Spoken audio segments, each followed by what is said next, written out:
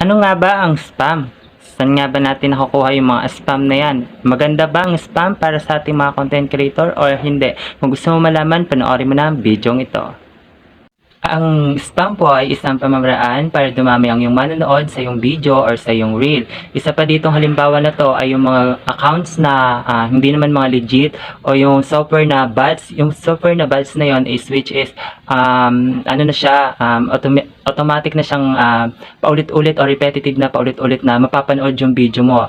Yun ay isa sa mga pinagbabawal na mahigpit din ni Meta, yung paggamit ng mga software na gano'n at saka yung mga account na hindi legit para lang dumami yung manonood dun sa video mo. Yung gumagawa ka ng madaming accounts mo tapos yun din ang manonood sa video mo.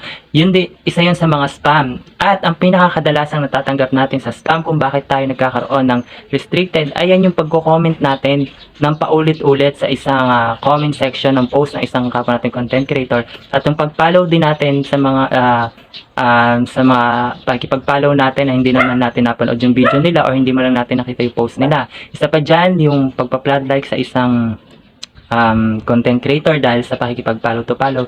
Huwag pong gawing unlimited flood likes po yung post ng isang nating kapwa content creator kasi hindi po yun maganda kasi may algorithm or analytics si Meta na nakikita kung gano'n tayo nagtagal sa video na to. Kaya iwasan na lang po natin yun. Huwag kalimutan i-share ang video na to. Thank you for watching.